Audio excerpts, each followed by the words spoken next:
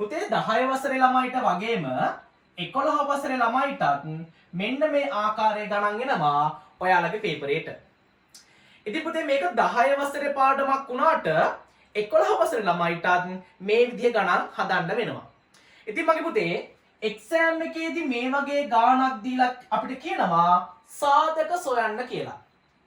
ඉතින් මතක තියාගන්න ඕනේ ප්‍රධානම දේ තමයි මෙන්න මේ සංඛ්‍යා දෙකෙන් එක සංඛ්‍යාවක් හරි වර්ගයක් විදිහට දීලා තිබ්බොත් අපි අනිත් සංඛ්‍යාවත් වර්ගයක් විදිහට ලියා ගන්න ඕනේ. මොකද්ද මේ වර්ගයක් විදිහට ලියා ගන්නවා කියලා කියන්නේ? පුතේ වර්ගයක් විදිහට ලියා ගන්නවා කියලා කියන්නේ මෙන්න මේ අදාළ සංඛ්‍යාව මොකක් හරි සංඛ්‍යාවක් එම සංඛ්‍යාවෙන්ම ගුණ කරාට පස්සේ මේ සංඛ්‍යාව හැදෙන්න ඕනේ. එහෙනම් 5 වැඩි කරන්න ඕනේ 5න්, 6 වැඩි කරන්න ඕනේ 6න්, 7 වැඩි කරන්න ඕනේ 7න්. අන්න ඒ වගේ ඒ සංඛ්‍යාව ඒ සංඛ්‍යාවෙන්ම වැඩි කරාට පස්සේ මේක හැදෙන්න ඕනේ.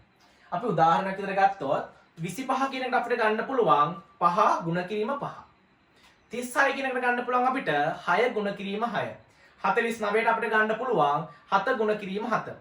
අන්න ඒ වගේ හදා ගන්න ඕනේ. එහෙනම් අපිට 9 කියන එකට ගන්න පුළුවන් 3 ගුණ කිරීම 3 කියලා. එහෙනම් අපි ගන්නවා x වල වර්ගය ඍණ 9 කියන එකට අපි ගන්නවා 3 වර්ගය. මොකද 3 ගුණ කිරීම 3 9 කියන්නේ. ඒ නිසා 3 වර්ගය කියලා ගන්නවා. ඊට පස්සේ මම හිතුවේ වරහන් දෙකක් දානවා. වරහන් දෙකක් දාලා එක x එකක් මෙතෙන් එනවා, එක x එකක් මෙතෙන් එනවා. එක 3ක් මෙතෙන් එනවා, එක 3ක් මෙතෙන් එනවා. ඔයාලගේ හැම ගානකට වගේම ඇවිල්ලා තියෙන්නේ මෙන්න මේ ඍණ කියන එක. මොකද පුතේ ඔයාලට එන්නේම ඔය ඍණ කියන එක විතරනේ.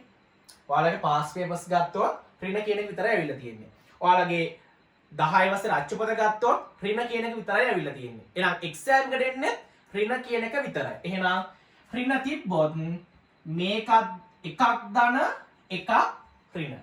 මෙතන ඍණ තිබ්බොත් එකක් ධන එකක් ඍණ. බය වෙන්න බෑ පුතේ. එක්සෑම් එකට එන්නේ මෙන්න මේ ඍණ කියන එක විතරයි. අපි මේ වගේ තව සංඛ්‍යාවක් ගමු බලන්න. අපි ගමු මෙන්න මේ විදිහට. අපි ගමු x වර්ගය ඍණ 9යි y වර්ගය. හරි. ඉතින් පුතේ මං කියව ප්‍රධානම දේ මොකද්ද? එක සංඛ්‍යාවක් වර්ග නම් අනිත් සංඛ්‍යාවත් වර්ග කර ගන්න ඕනේ කියලා කිව්වා. එහෙනම් x වර්ගය තියෙනවා. ගැටලුවක් නැහැ. y වර්ගය තියෙනවා. එහෙනම් ඒකත් ගැටලුවක් නැහැ. පුතේ විශේෂම දේ තමයි 9යි y වර්ගය මෙහෙම තිබ්බනම් මෙන්න මේ වර්ගය 9ටත් අයිති, මේ වර්ගය y එකටත් අයිති. හැබැයි මෙතන මෙහෙම දීලා නැති නිසා මේ වර්ගය අයිති වෙන්නේ y එකට විතරයි.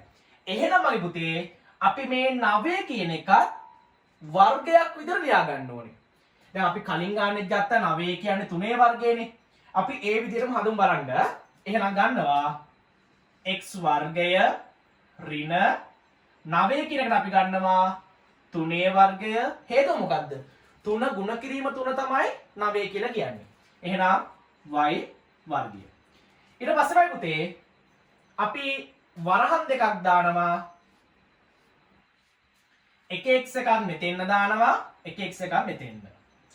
ඊට පස්සේ 3 වත් දෙකක් තියෙනවා, y වත් දෙකක් තියෙනවානේ. එහෙනම් එක 3යි y මෙතෙන් එනවා, තව 3යි y මෙතෙන් එනවා. මැද ඍණ නිසා එකක් ධන එකක් ඍණ. හැබැයි පුතේ සමහර අවුරුදු වල ගාන ලේසි කරන්න ඕන නිසා මේ විදිහට හදාගන්න නැතුව ගාන ඒ විදිහටම දීලා තියෙනවා. මෙන්න මේ විදිහට බලන්න.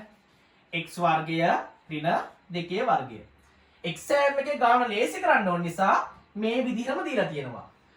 හැබැයි සමහර අවුරුදු වල ගාන අමාරු කරන්න ඕන නිසා මේ වගේ සංඛ්‍යාවක් හදාගෙන අපිට ගාන හදන්න දීලා තියෙනවා. දැන් මේ විදිහට දුන්නත් මයි පුතේ වරහන් දෙකක් දැම්මා. එක x එකක් මෙතෙන්න, එක x එකක් මෙතෙන්න. එක දෙකක් මෙතෙන්න, එක දෙකක් මෙතෙන්න. මැද ඍණ නිසා එකක් ධන එකක් ඍණ. පුතේ මේ වගේ ගණන් දුන්නොත් මාරම ලේසි.